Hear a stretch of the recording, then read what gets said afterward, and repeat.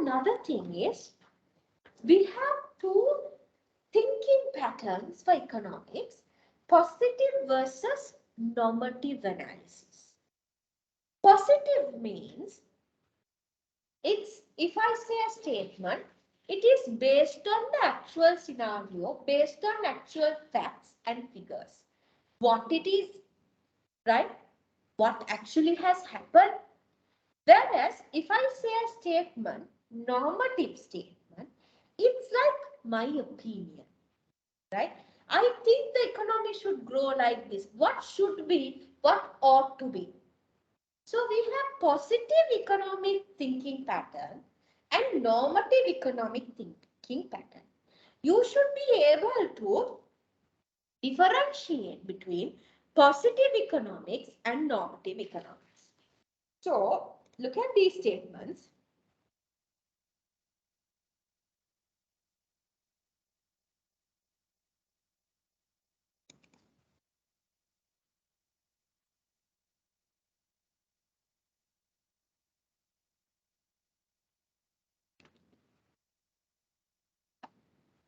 You will write them down.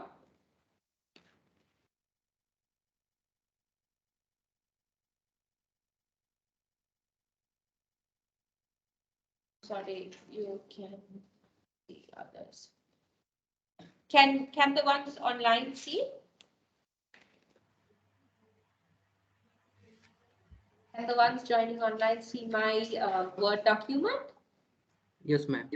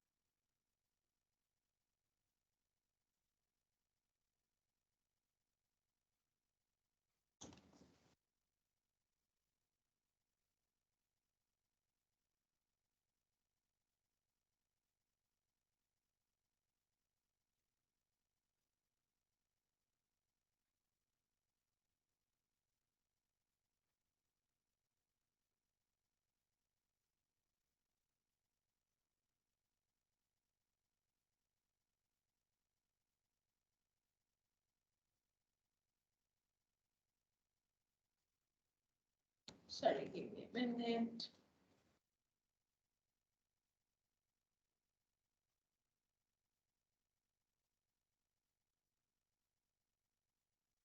Can you all see?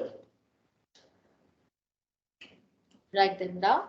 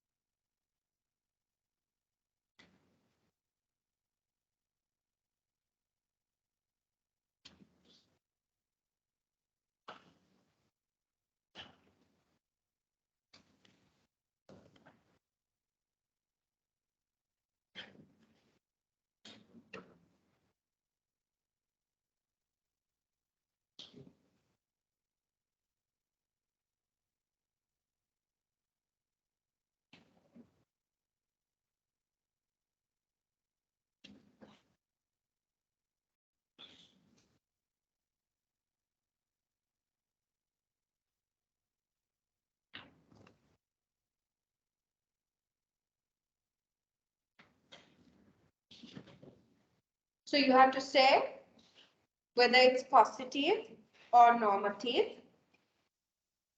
and why do you say so?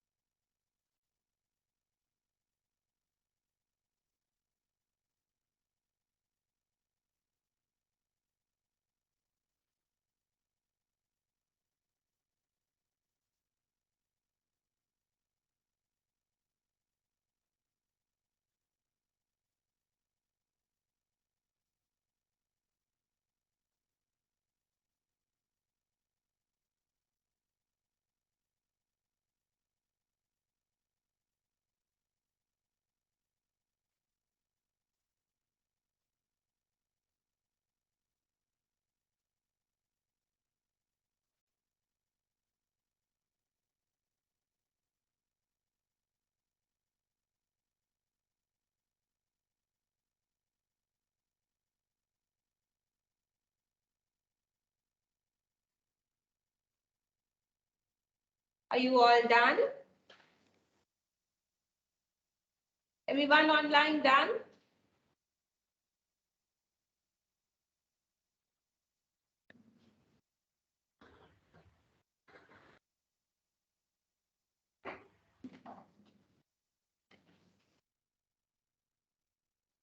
No. Yeah.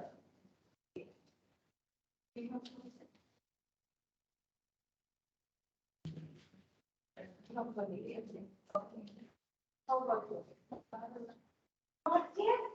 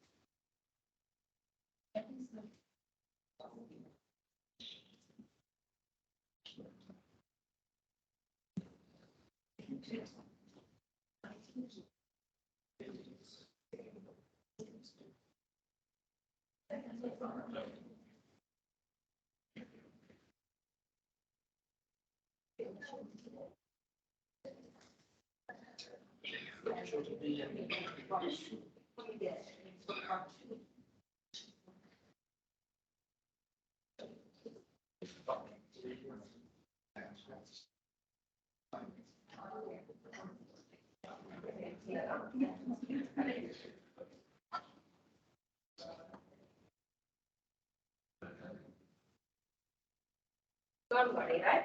Don't worry.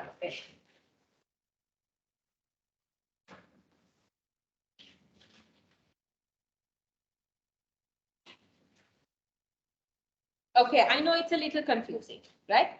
Because previous knowledge has not been very thorough. Let me take a paper.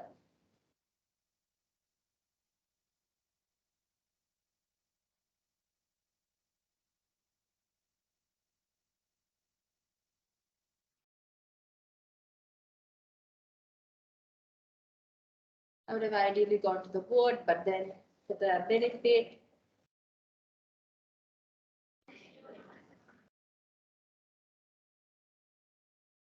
I'll give you few terms.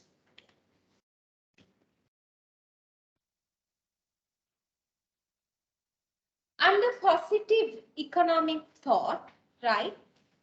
We try to analyze what is, what has actually happened, what has actually happened. Okay. When I say what is and what has actually happened, we are able to prove with facts, figures, figures, and evidence.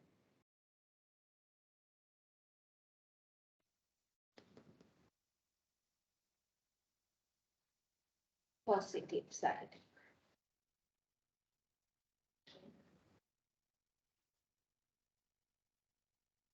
On the other hand, we have normative. It's like a viewpoint,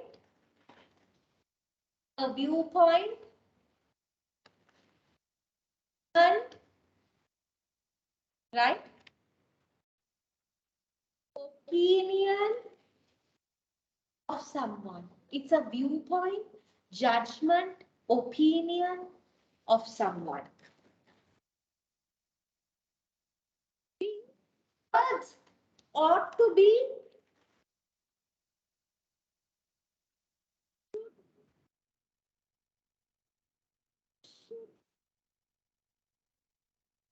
right.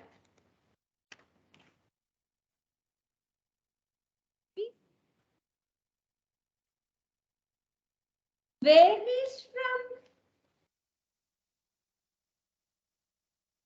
varies from one ideology to another, or from one person to another.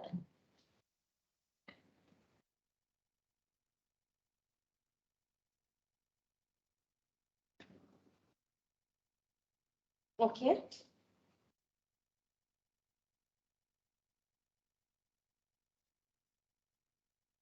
On this side, this is objective. Putha, what's your name again? Shalini. Even if Shalini does the calculation for economic growth last year, or I do the calculation for economic growth last year, it should be the same. What is the economic growth using national income? Concept. You calculate, I calculate, it will not differ. But if I ask Shalini the question, what should be the economic growth rate for Sri Lanka this year for us to develop, then your growth rate idea is going to be different to my growth rate idea. There is a fact, there is a figure, right? But she is giving her opinion, I'm giving my opinion. Sometimes it may be the same. Right? If I ask the four of you, what is the economic growth that you desire? You all will give different. She'll say 3.5, 5.5, 4.6, 7.8. It will differ. So now see. Now can you try to see where these things fall into? Right? Head them, please.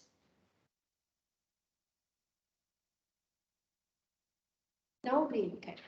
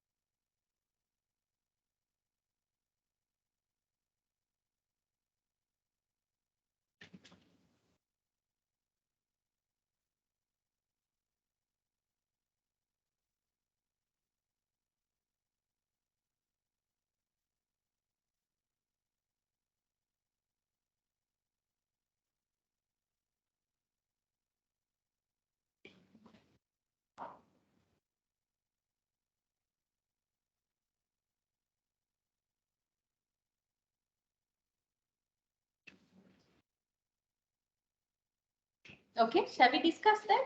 With that? Okay. The Sri Lankan economy grew by 1.2% in the last quarter of the previous year. Can I prove it? Yes. What has happened? So it's going to be what? Positive economic analysis. Yes, good. Positive.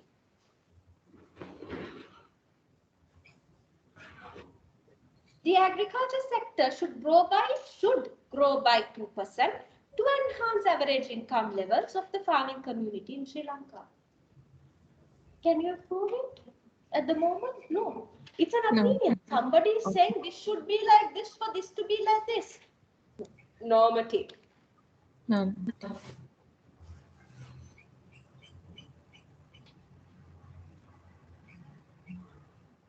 If good governance was practiced throughout the past 2 decades, we wouldn't have ended up in this crisis situation.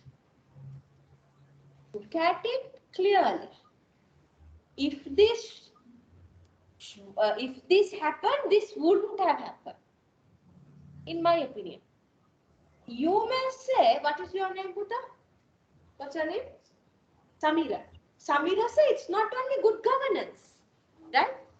You can say it's not only good governance, right? Because that the crisis came, Samira can say it's the pandemic also. I'm saying it's good governance. Yes, yes, yes. What are you saying? I could not hear. Who's joining online? What did you say? What did you add on? Was it Chandrakanti? You want to add on anything? Okay. Right? So it's normative. Opinion, judgment. The provincial GDP contribution of the northern provinces declined this year compared to last year. There is no figure here yet, no fact yet, but can we prove it? It has already happened. And provincial GDP, can we calculate? Can it vary depending on you and me? No. National accounting will tell us how to do it. And whether you do it or I do it, it will be the same. So it's positive. Now you all understood? Yes, it's positive. Very good.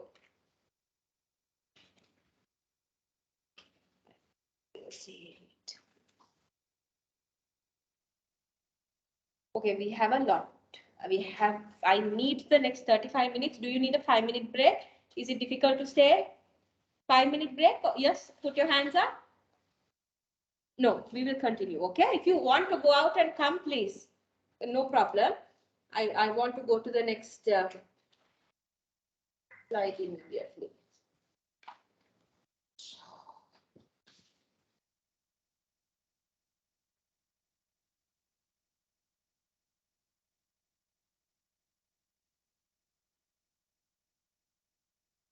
Those who are online, I hope you can manage 35 more minutes with me. Can you? Can you manage? Yes, ma'am. Yeah. How about the others? Yes, ma'am. Yes, teacher.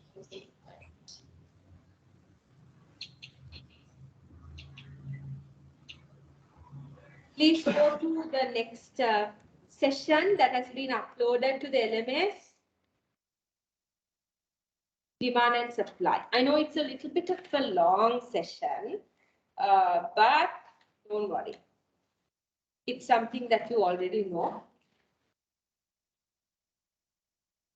We are just going to skim through it. Ma'am, Yes. I have one question related to the previous slide, slide number 19. Slide number 19. Right, let me go back.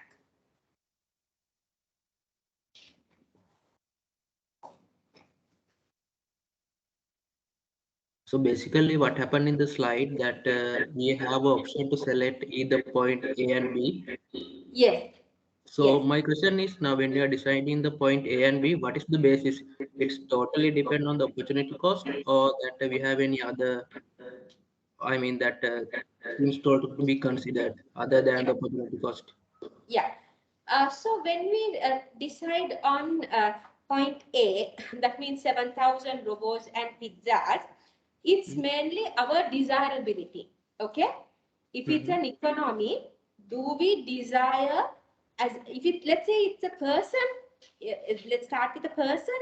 Do I like to produce industrial robots 7,000? You can see, right? And 200,000 pizzas. Do I like? Okay. That's one thing, whether I desire. But of course, you have to think about the future when you are taking economic decisions. So, these economics say that if you invest more on, and research also has proven, if you invest more on capital goods today, your economy is going to grow in a much bigger size tomorrow than today. Of course, in this basic model, when we are moving from this point to this point, the basic thing that you consider is how much am I sacrificing in terms of robots to eat pizzas? That is the basic thing. But we can think about the trade-off also. Okay? When we do this much in this, we are trading off this much in pizzas, trading off. And also, you have to think about efficiency. Productively, you pick a point on the PPF because you know that you're productively efficient. We can't show allocative efficiency here because cost is not represented in this model. Okay? Okay. So it's mainly your desirability, opportunity cost, right?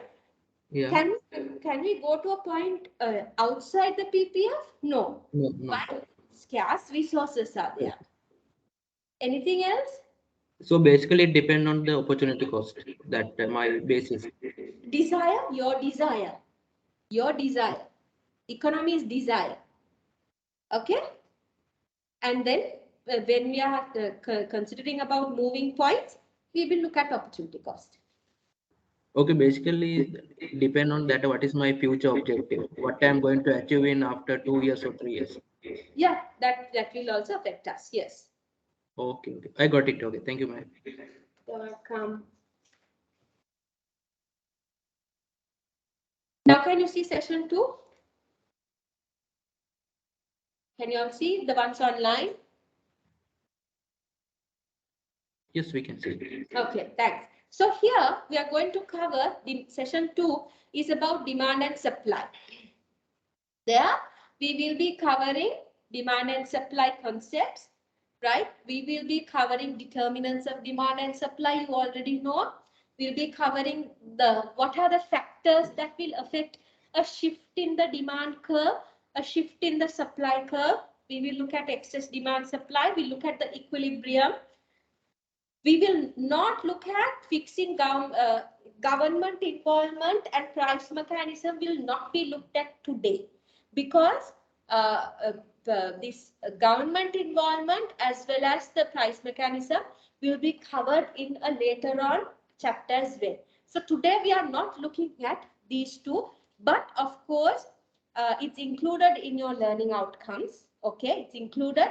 That means even under demand and supply, it's questionable, just that it's not covered today. It's covered in a next, in some future lesson. Okay, remember that. Okay. Now, to start about demand and supply, demand and supply are commonly recognized as the market forces. What are they? Write down market forces in your economics paper. If you have the term market forces, okay, what we are referring to is market demand and market supply. Okay, market forces means market demand and market supply.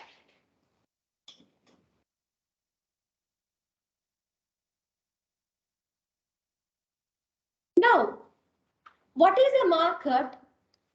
A place or a space where a group of buyers and sellers meet. A place or a space. Why today we have on bigger online markets? It's a space, like an online space rather than a place, physical place. Okay. So any place or space where groups of buyers and sellers meet is called a market. And there are parties who will demand for a particular product or service. There are parties who will be selling a particular product or service. So, in a goods market, not in the labor market, in a goods market, write down, in the goods market, the buyers determine the demand in a goods market. We have labor markets, goods market, financial markets. But in a goods market, the buyers will determine the demand.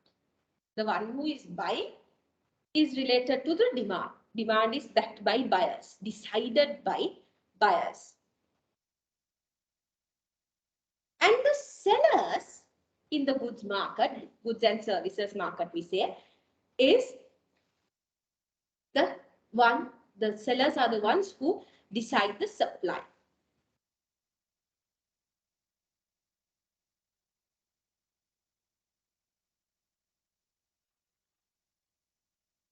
Now, in terms of markets also, there are highly competitive markets. There are highly non-competitive markets. You would have heard about perfect competitive market, monopoly market, right? Duopoly, oligopoly market, right? Now, in this case, today for demand and supply, we are looking at rather competitive markets where we have rather higher number of buyers or many buyers and many sellers. So we say a competitive market is a market in which there are many buyers and many sellers. Okay, so that the impact coming from one person is negligible, very small, we can neglect it.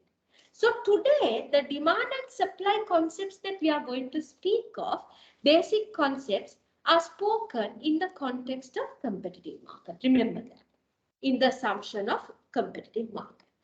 So first thing, what is demand? Right? Demand can be defined in terms of quantity demanded also. Quantity demanded. Demand in general is determined by buyers. When you use the term quantity demanded, they are very specific. It's the amount of a good that the buyers are willing to and able to purchase. Please highlight willing and able to purchase. Okay. When you say demand now, they should be willing to buy. Also, this demand that we are discussing, they have to have an ability to buy. Otherwise, they cannot influence the demand. Willingness, yeah, I might want to buy so many things from the market. But do I have the ability? What is the ability? This ability is also called purchasing power. Can you write down? Willingness, quantity demanded, amount of goods that buyers are willing and able to purchase. Write down that. And able to purchase is also purchasing power.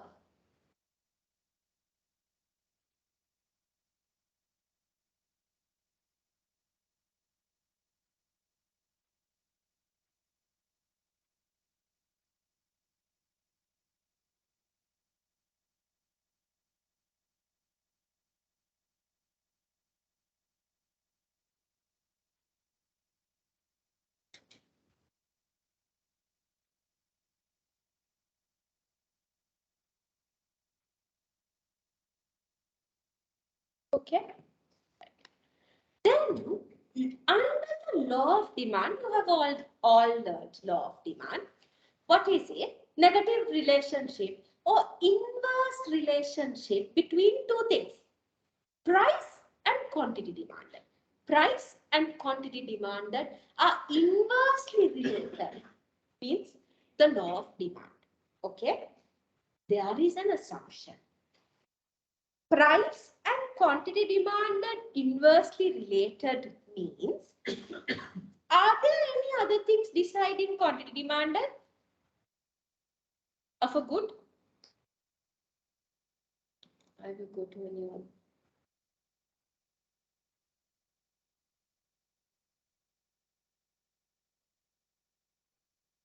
Let's go into the practicality of this, right?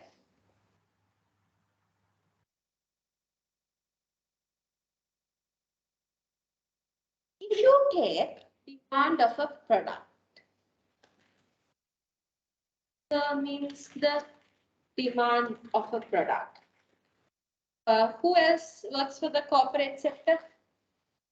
Who else? She works. Who else works for the corporate sector that has a product or service? Yeah, you. Yes, tell me. What is your product, main product? Healthcare. Give me one product. Pharmaceutical item. Okay. Give me a very common pharmaceutical item that is high in demand now.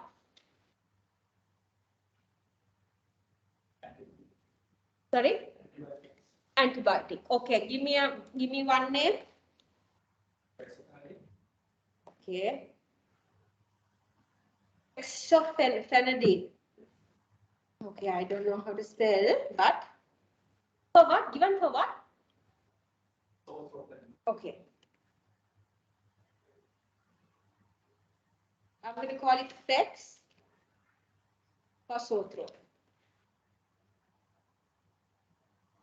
Now, friends, name is Thousand friends. Now this is our product. Product is an antibiotic, most probably like a tablet. Phenadine for sore throat. Who determines the demand? Mainly buyers, of course. Don't go into the doctor's perspective. Buyers determine the demand. What are the factors? What factors will affect the demand?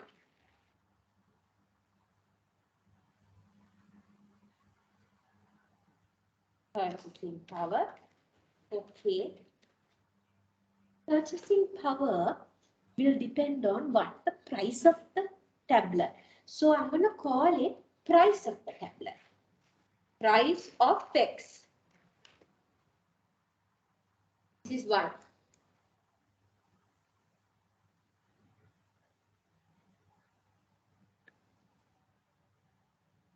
What do you think? What else? What's your name? Satika. What do you think? What else will affect? Not only price of X now. What else?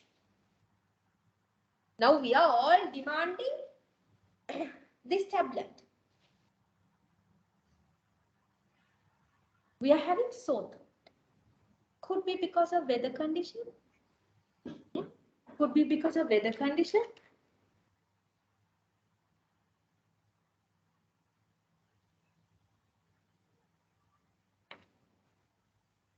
Is there any other brand fexofenadine? Same thing for sore throat. Anything else? Fox. Okay. Antibiotic, you all know amoxicillin. Okay. So let's say competitor is amoxicillin. Right? Competitor is amoxicillin. Now, if you're buying an antibiotic, if both achieve the same thing, let's say 500 milligram, 500 milligram, you will compare the price of the competitor. No? So, you will look at the price of an competitor.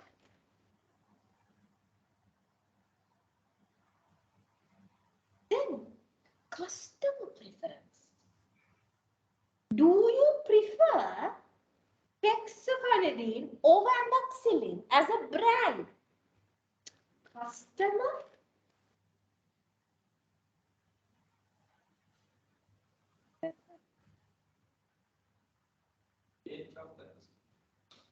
yeah.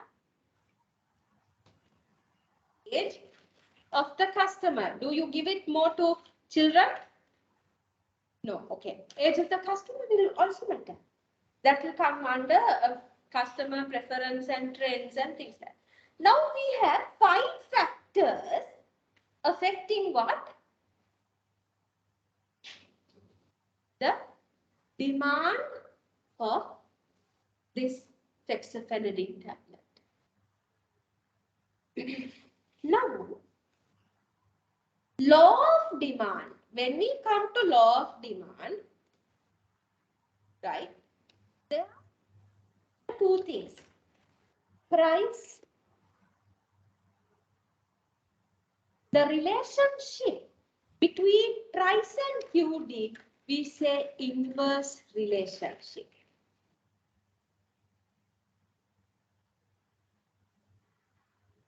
That is the law of demand, right? Law of demand is the inverse relationship between price and QD. So, price of X, right?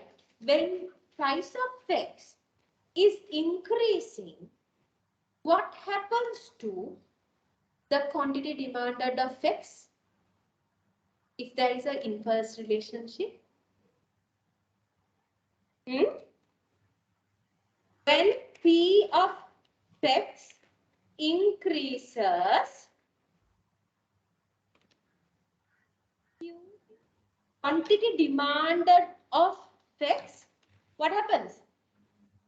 Decreases.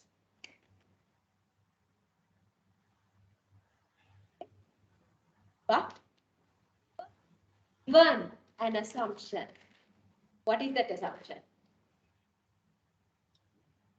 All other factors affecting the demand for this product has to be constant. Okay? Cannot change. And that is called ceteris paribus rule. Let me get it.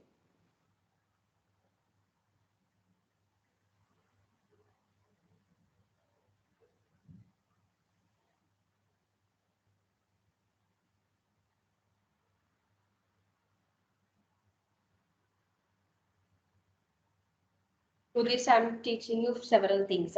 So, I mean, several items of the slides I'm teaching you all.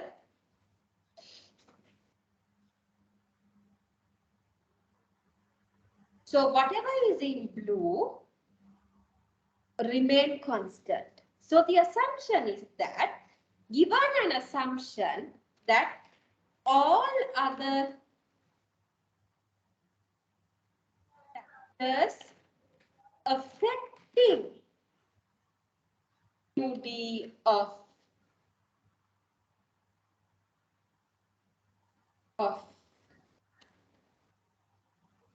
flex is not changing. Change. Okay.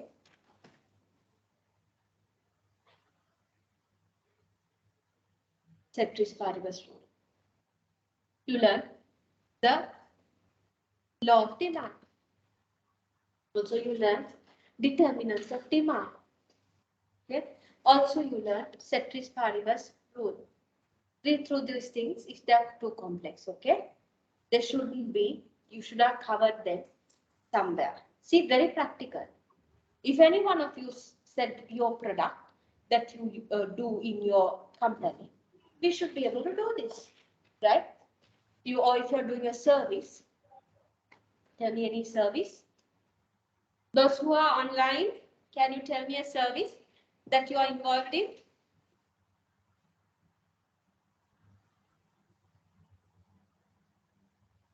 Janaka, are you there? Chandruan, are you there? Yes, ma'am. Yeah, ma'am. Can you suggest the service? Audit service. Sorry, audit. Audit service. Yes, audit. Let's quickly do that. Service, right? Just like a product. What are the key External determinants? audit. Yes? External audit. Okay, we are doing an external audit. Okay. What? Now, who will demand for the external audit? A company will demand, right? If I'm the company, when I'm demanding for the audit, I can go to PwC, I can go to EY, I can go to KPMG. What's the first thing that I look at?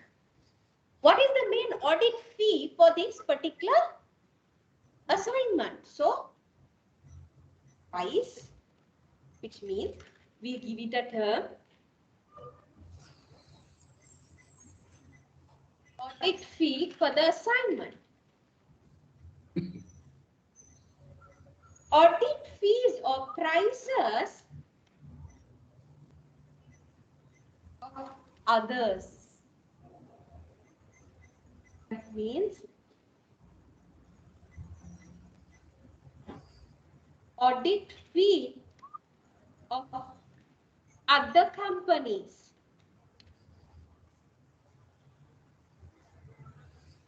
Customer preference. Do I prefer a well-established company, global company? Do I prefer a local small business? Customer preference. Right? So likewise, can have the determinants decided. Now, if you are looking at the inverse relationship of demand, what we are looking at is price of the audit versus the demand for the external audit service demand.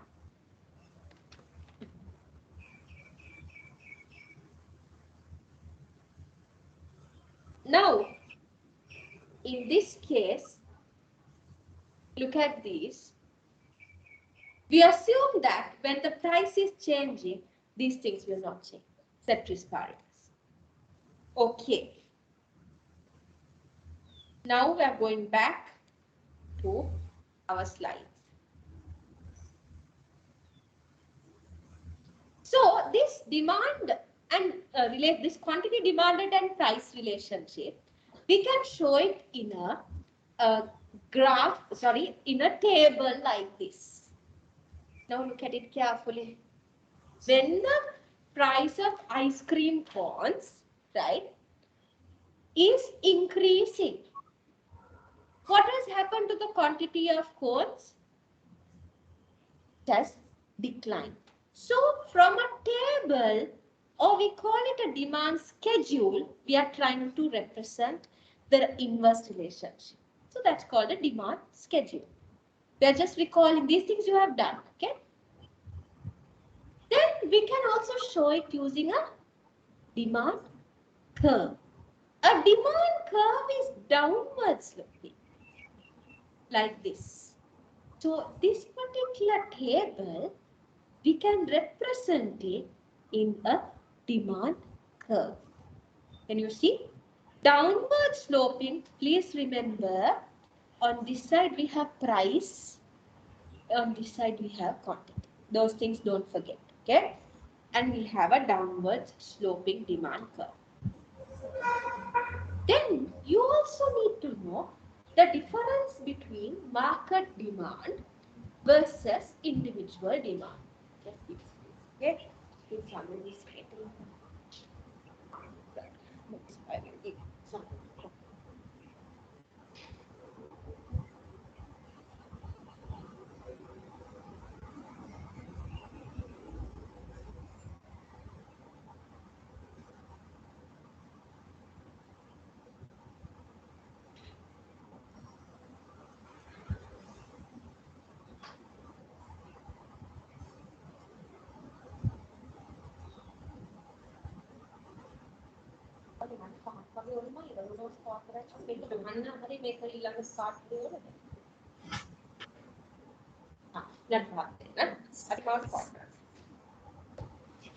Right?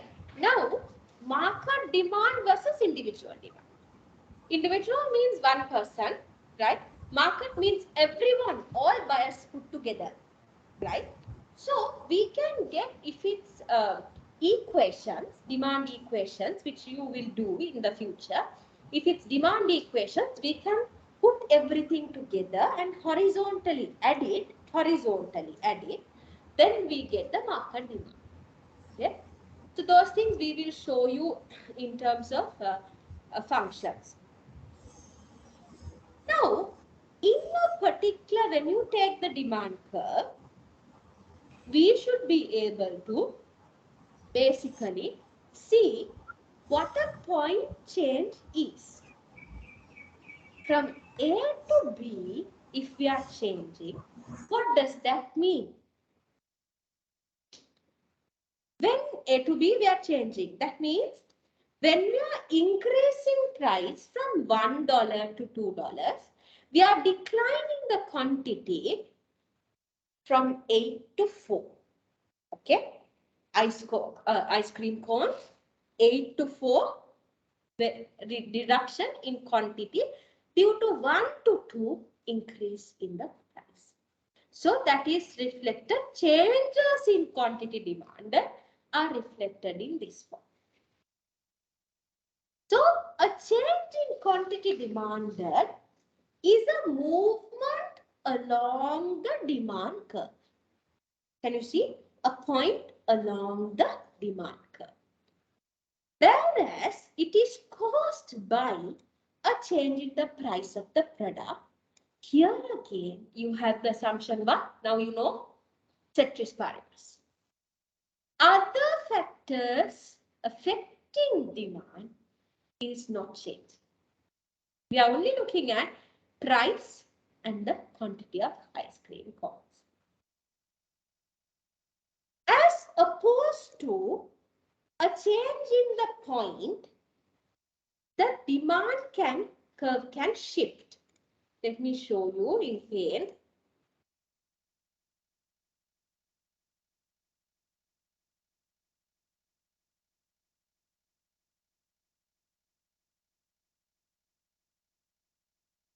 Okay, like this.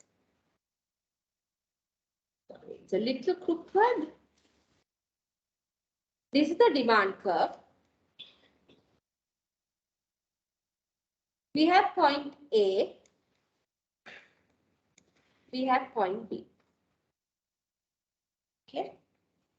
This is movement along the demand curve. Something like this is called movement along the demand curve. Now we have demand curve 1,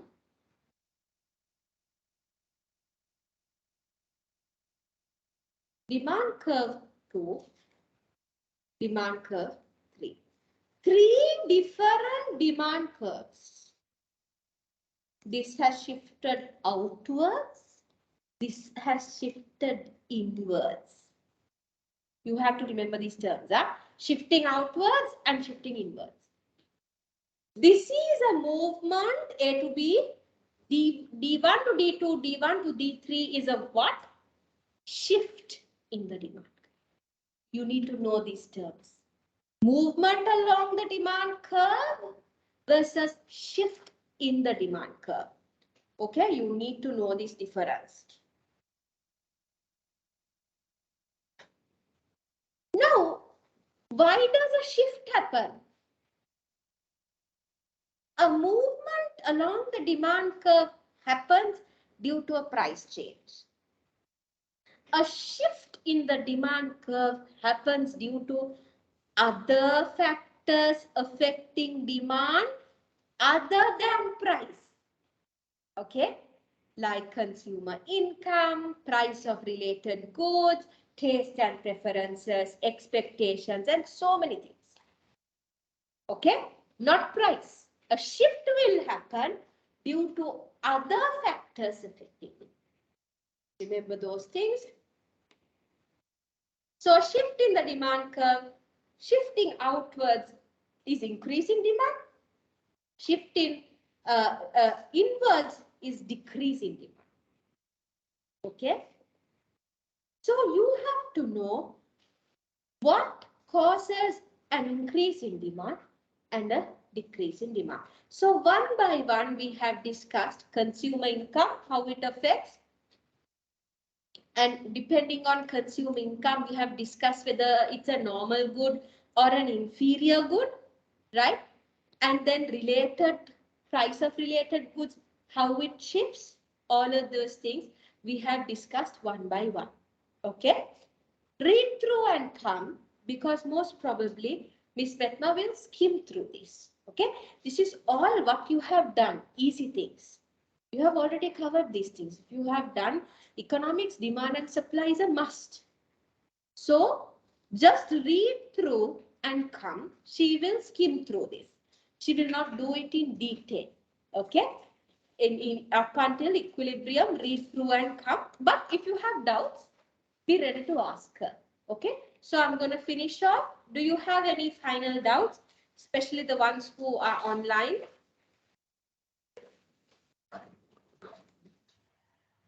We are going to finish. Do you have doubts?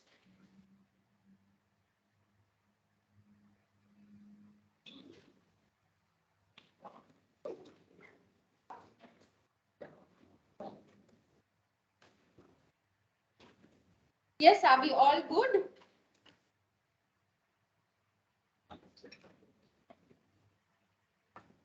Are we all good? Everyone online?